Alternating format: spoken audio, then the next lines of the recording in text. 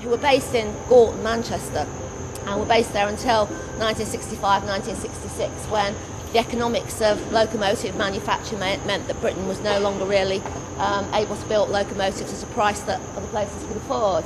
So after more than 100 years of history, the Bear Peacock Works closed down. In 1930, it was still a very, very successful works, and one of its most successful types of locomotives was this one. It's called an articulated locomotive because it's built to bend, basically, so that it's suitable for countries where you don't have absolutely straight routes and you have to do a bit of bending. So this is a huge locomotive, and this was exported to South Africa. And when the museum collected it in the early 1980s, it was still in South Africa, and it came back from South Africa.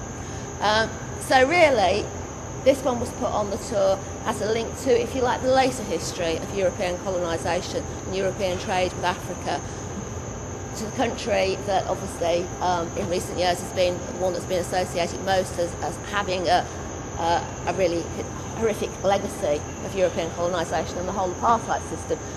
Obviously, at this point, when the locomotive was sent to West Africa, apartheid wasn't enshrined and there was no embargo on trade with South Africa. But it's really to just show those links that Manchester's wealth and success is very much based on trade with all corners of the world, and that continued right through the 20th century. Any comments? Yeah. We used to both work at Peacock Centre, didn't we?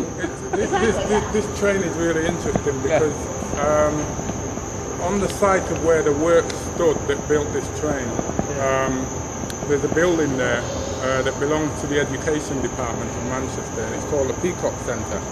And the Peacock Centre deals with children who have been excluded from school, and it's always filled with black children. When we both worked there, it was just filled with all the black youth that were kicked out of school. So it's quite freaky, you know, that this train is here and it's named, you know, the guy that built it was Peacock, and we worked there.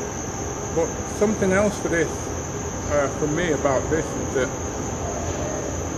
the fact that it was sent to South Africa, this is part of Cecil Rhodes' dream, because what Cecil Rhodes wanted to do was to build a train line from the Cape to Cairo, and the massive train line just stretching the whole length of Africa, and the idea was to get all the goods from the interior of Africa and take it all up to Cairo, put it on the ship, and then boom, you're in Europe.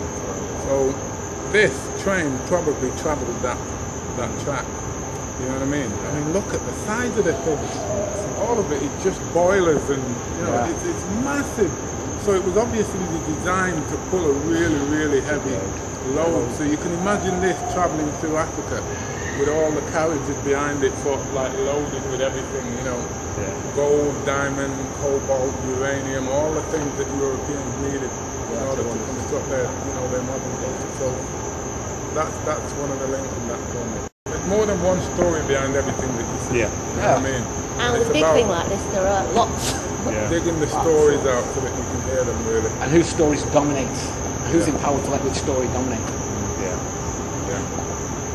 See, one of the things you have to understand is that the thing about history,